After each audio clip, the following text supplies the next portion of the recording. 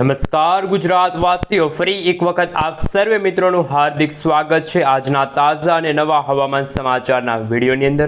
મિત્રો, આજે સાંજ પડે અને રાત્રિ પડે એ પહેલા ગુજરાતવાસીઓ ખાસ કરીને આજના હવામાન સમાચાર છે એને અંત સુધી જાણી લેજો, કારણ કે ફરી એકવાર ગુજરાતના છૂટા છવાયેલા વિસ્તારોમાં કમોસમી વરસાદ વરસવાને લઈને હવામાન નિષ્ણાત એવા અંબાલાલ પટેલ સાથે પરેશભાઈ ગોસ્વામીએ પોતાની આગાહીઓ વ્યક્ત કરી છે।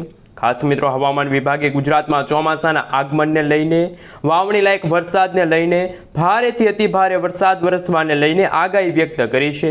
ખાસ કરીને મિત્રો, અત્યારે તમે જોઈ શકો છો કે અરબ સાગરના ઊંડાણવાળા ભાગોની અંદર ફરી એકવાર વરસાદી માહોલ જામ્યો છે। વાદળોના ઘેરાતા જોવા મળી રહ્યા છે। સાથે સાથે ગુજરાતના દરિયાઈ કાંઠાના વિસ્તારોમાં જાણે ભારે પવનો ફૂંકાઈ રહ્યા છે। 30 થી લઈને 40 કિલોમીટર પ્રતિ કલાકની ઝડપે અત્યારે ભારેથી અતિ ભારે પવનો ફૂંકાતા હોય હાલ એવા અત્યારે હવામાન સમાચાર સામે આવી રહ્યા છે। આગામી 3 કલાકમાં ગુજરાતના દક્ષિણી ગુજરાતના ભાગોમાં અતિ ભારે પવનો ફૂંકાશે। વીજળીના ચમકારાની સાથે ઘોર અંધકાર જેવું વાતાવરણ ફરી ગુજરાતના દક્ષિણી ગુજરાતના ભાગોની સાથે સાથે સૌરાષ્ટ્રના દરિયાઈ કાંઠાના ભાગો, જેમાં મિત્રો ખાસ કરીને હવે પછી જૂનાગઢ છે, ઉના લાગુના વિસ્તાર છે, મહુવા લાગુના વિસ્તારથી લઈને અલંગ, ભાવનગર લાગુના વિસ્તારમાં ફરી એકવાર વરસાદી માહોલ જામશે। ખાસ કરીને મિત્રો, ગઈકાલે જે રીતે વરસાદ નોંધાણો હતો અમદાવાદ લાગુના વિસ્તારમાં, એવી જ રીતે હવે આગામી કલાકોમાં ફરી વાદળછાયા વાતાવરણ વચ્ચે વડોદરા લાગુનો વિસ્તાર છે, સુરત લાગુનો વિસ્તાર છે, ત્યાં ફરી એકવાર ભારે પવનો ફૂંકાશે। વીજળીના ચમકારા થતા જોવા મળવાના છે અને મેઘ તાંડવ થતું હોય એવી રહેલી છે આગાહી। ખાસ મિત્રો, ગુજરાતમાં ચોમાસાનું આગમન ક્યારે થશે એમને લઈને હવામાન નિષ્ણાત અંબાલાલ પટેલ સાથે પરેશભાઈ ગોસ્વામી અને હવામાન વિભાગે પણ હાલ મિત્રો એક લેટેસ્ટ આગાહી જાહેર કરી છે। એ અનુસાર ગુજરાતમાં હજુ ચોમાસા માટે ગુજરાતવાસીઓને રાહ જોવી પડશે, કારણ કે મિત્રો વાતાવરણીય અસ્થિરતા અને ગુજરાતમાં જે ગરમી અને ભેજનું પ્રમાણ વધી રહ્યું છે, ખાસ કે મિત્રો ગરમી અને ઉકળાટના પ્રમાણમાં વધારા થતા વરસાદ ખેંચાણો છે એવી અત્યારે હવામાન વિભાગની આગાહી સામે આવી। ગુજરાતમાં ચોમાસાનું આગમન કહી શકાય તો 14 જૂનથી લઈને 17 જૂનના સમયગાળા દરમિયાન ગુજરાતમાં વિધિવત રીતે ચોમાસાની એન્ટ્રી થશે, વરસાદ વરસશે। સાથે મિત્રો, હવે પછી આપણે સેટેલાઇટ પિક્ચરના માધ્યમથી જાણીશું કે ગુજરાતમાં આજે રાત્રિના સમયગાળા દરમિયાન કયા કયા વિસ્તારમાં વરસાદની રહેલી છે આગાહી। ખાસ મિત્રો, અત્યારે વાદળોવાળી એક વરસાદી સિસ્ટમ છે અત્યારે મુંબઈ લાગુના વિસ્તારે પહોંચેલી જોવા મળી છે। જો આ વરસાદી સિસ્ટમ મિત્રો ધીમે ધીમે આગળ વધશે તો ગુજરાતના સૌપ્રથમ તો દક્ષિણી ગુજરાતના ભાગોમાં વરસાદ આ વરસાદી સિસ્ટમના કારણે જોવા મળશે।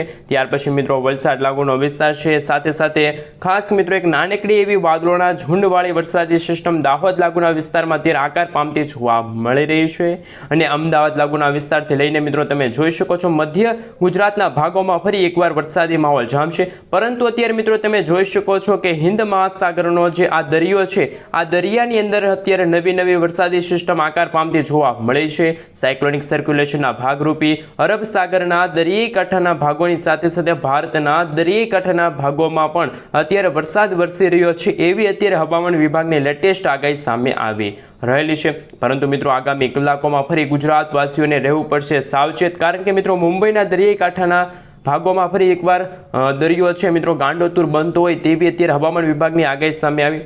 સાથે સાથે મિત્રો તમે જોઈ શકો છો ભારતના પૂર્વ ભારતના ભાગોમાં પણ અત્યારે મેઘમહેર શરૂ હોય, જેમાં મિત્રો આંધી, તુફાન, વંટોળ સાથે ભારે તેથી ભારે વરસાદ વરસવાને લઈને હવામાન વિભાગની લેટેસ્ટ આગાહી સામે આવી છે। હવે મિત્રો આપણે ઇન્ડિયન મોન્સૂન ડિપાર્ટમેન્ટ તરફથી હવામાન વિભાગ તરફથી સમગ્ર ગુજરાત રાજ્યને લઈને જે નકશો રજૂ કરવામાં આવી રહ્યો છે, IMD તરફથી સમગ્ર ગુજરાત રાજ્યને લઈને જે નકશો રજૂ કરવામાં આવી રહ્યો છે એ નકશા વિશે સવિસ્તાર જાણકારી મેળવી। સાથે ગુજરાતમાં આગામી કલાકોમાં કયા કયા વિસ્તારોમાં આંધી, તુફાન, વંટોળ સાથે ભારે પવનો ફૂંકાશે, કેટલા કિલોમીટર પ્રતિ કલાકની ઝડપે ગુજરાતમાં આ પવનો ફૂંકાશે એમના વિશે સવિસ્તાર જાણકારી મેળવીએ।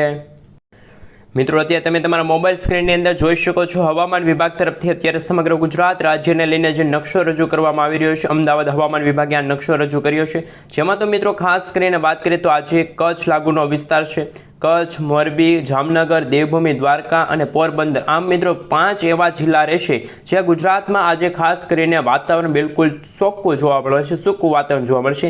સાથે સાથે મિત્રો તમે આજે પોપટી કલરનો ભાગ જોઈ શકો છો ગુજરાતના છૂટા છવાયેલા વિસ્તારોમાં, જેમાં તો ખાસ કરીને આજે સૌરાષ્ટ્રના દરિયાઈ કાંઠાના ભાગોની અંદર, જેમાં જૂનાગઢ છે, ગીર સોમનાથ લાગુનો વિસ્તાર છે, દીવ છે, અમરેલી છે, ભાવનગર લાગુના વિસ્તારમાં ભારેથી ભારે પવનો ફૂંકાવાને લઈને હવામાન વિભાગે અતિ ભારે વરસાદ વરસવાને લઈને પણ આગાહી વ્યક્ત કરી છે. સાથે સાથે મિત્રો ગુજરાતના દક્ષિણ ગુજરાતના ભાગોમાં પણ આગામી કલાકોમાં ફરી એકવાર વાતાવરણમાં મોટી અસ્થિરતા ઉત્પન્ન થશે. ફરી એકવાર ગુજરાતના સૌરાષ્ટ્રની સાથે દક્ષિણ ગુજરાતના દક્ષિણ સૌરાષ્ટ્રના ભાગોની સાથે સાથે કહી શકાય કે હવે પછીની કલાકો ગુજરાતના મધ્ય ગુજરાતના ભાગોમાં, જેમાં તો વાત કરીએ તો મિત્રો ઉત્તર ગુજરાતના ભાગમાં સાબરકાંઠા છે, બનાસકાંઠા છે, મહેસાણા છે, આ સાથે અરવલ્લી છે, ખાસ કરીને ગાંધીનગર છે, અમદાવાદ છે, સુરેન્દ્રનગર છે, આણંદ છે, ખેડા છે, પંચમહાલ છે, દાહોદ, મોરબી લાગુના વિસ્તારમાં ફરી એકવાર વરસાદી માહોલ જામ્યો હોય એવી અત્યારે હવામાન વિભાગની લેટેસ્ટ આગાહી સામે આવી રહેલી છે. પરંતુ મિત્રો ગણતરીની કલાકો બાકી છે. ફરી આગામી દિવસોની અંદર ગુજરાતમાં જાણે છૂટા છવાયેલા વિસ્તારોમાં ગાજવીજ સાથે હળવાથી મધ્યમ વરસાદ વરસવાને લઈને હવામાન વિભાગે લેટેસ્ટ આગાહી વ્યક્ત કરી છે. સાથે મિત્રો વર્ષ 2025ના ચોમાસાને લઈને હવામાન વિભાગે નવી અને નક્કોર આગાહી વ્યક્ત કરી છે. સાથે મિત્રો રોહિણી નક્ષત્ર શરૂ છે, પરંતુ ગુજરાતમાં બપોરના સમયગાળા દરમિયાન તો ભારે ગરમી અને બફારાનું પ્રમાણ દિવસે ને દિવસે વધતું જોવા મળી રહ્યું છે. પરંતુ મિત્રો જેમ જેમ દિવસો પસાર થતા જશે તે રીતે વરસાદની જે આગાહી હતી એમાં થોડોક યુટર્ન આવશે. જે રીતે મિત્રો વાતાવરણમાં મોટી અસ્થિરતા સર્જાની હતી, વાતાવરણ બિલકુલ ચોખ્ખું જોવા મળશે સમગ્ર ગુજરાતમાં, જેમાં તમે જોઈ શકો છો મિત્રો કચ્છ લાગુનો ભાગ હોય કે પછી ઉત્તર ગુજરાતનો ભાગ હોય, સૌરાષ્ટ્રના અમુક દરિયાઈ કાંઠાના ભાગ હોય, દેવભૂમિ, દ્વારકા છે, પોરબંદર છે, જૂનાગઢ લાગુના વિસ્તારમાં ગરમી અને ઉકળાટનું પ્રમાણ ફરી એકવાર વધશે એવી અત્યારે હવામાન વિભાગની આગાહી સામે આવી છે. હવે મિત્રો આપણે ખાસ કરીને વિન્ડી એપ્લિકેશનના માધ્યમથી જાણીશું કે બંગાળની ખાડીમાં આવનારા દિવસોની અંદર કઈ રીતની વરસાદી સિસ્ટમ આકાર પામશે, જેમની સીધી અસર ગુજરાત ઉપર શું પડશે કે નહીં, એમના વિશે મિત્રો હવે સવિસ્તાર જાણકારી મેળવીએ. મિત્રો ત્યાં તમે જોઈ શકો છો ખાસ કરીને વિન્ડીઝ એપ્લિકેશનના માધ્યમથી અમે તમને જણાવી કે 13 તારીખ પછીનો સમયગાળો હશે ત્યારે ગુજરાતમાં ચોમાસાનું આગમનને લઈને હવામાન વિભાગની આગાહી પણ સામે આવી શકે છે. ખાસ મિત્રો અરબ સાગરનો ભાગ અને બંગાળની ખાડીના ભાગની અંદર નવી સાયક્લોનિક સિસ્ટમ અને ખાસ કરીને સ્ટફ લાઇન લંબાતી જોવા મળી રહી છે. વરસાદી માહોલ જોવા મળશે, વાદળોના નવા ઘેરાવા બનતા જોવા મળશે. સાથે ગુજરાતના દરિયાઈ કાંઠાના ભાગોમાં, જેમાં દ્વારકાથી લઈને જામનગરથી લઈને જૂનાગઢ લાગુના વિસ્તારમાં ફરી એકવાર વાદળછાયા વાતાવરણ વચ્ચે વીજળીના ચમકારા મેઘગર્જના શરૂ થતી હશે તેવી હવામાન વિભાગની લેટેસ્ટ આગાહી સામે આવી રહેલી છે. સાથે સાથે મિત્રો હવે આગામી દિવસોમાં ગુજરાતના સૌરાષ્ટ્રના સાથે દક્ષિણ ગુજરાતના ભાગોમાં પણ ભારેથી ભારે પવનો ફૂંકાશે. ભારે પવનો ફૂંકાવાના સમાચાર છે મિત્રો. હવામાન નિષ્ણાત અંબાલાલ પટેલ સાથે પરેશ ગોસ્વામીએ પણ હાલ ભારે પવનો ફૂંકાવાને લઈને આગાહી વ્યક્ત કરી છે. ખાસ મિત્રો અત્યારે જો વાત કરવામાં આવે તો ગુજરાતમાં વાતાવરણમાં બિલકુલ અસ્થિરતા જોવા મળી રહી છે. ગુજરાતમાં છૂટા છવાયેલા વિસ્તારોમાં માત્ર ઝાપટા સ્વરૂપે વરસાદ વરસી રહ્યો છે એવી અત્યારે હવામાન વિભાગની લેટેસ્ટ આગાહી સામે આવી રહેલ છે. પરંતુ મિત્રો જેમ સમયગાળો પસાર થતો જશે તેમ ગુજરાતમાં ફરી એકવાર વાતાવરણમાં મોટી અસ્થિરતાના ભાગરૂપી ભારેથી ભારે પવનો ફૂંકાશે. ભારે પવનો ફૂંકાવાના કારણે ગુજરાતવાસીઓને છે એ ફરી સાવચેત રહેવું પડશે અને માછીમારોને હજુ પણ દરિયો ન ખેડવા માટે હવામાન વિભાગે સાવચેત રહેવા માટે અપીલ કરી છે. કારણ કે મિત્રો અત્યારે અરબ સાગરના દરિયાઈ કાંઠાના ભાગોની અંદર અત્યારે જે વરસાદી સિસ્ટમ આકાર પામતી જોવા મળી રહી છે. હાલ મિત્રો તમે આ ઘેરાવો જોઈ શકો છો, વાદળોના ઘેરાતા જોવા મળી રહ્યા છે.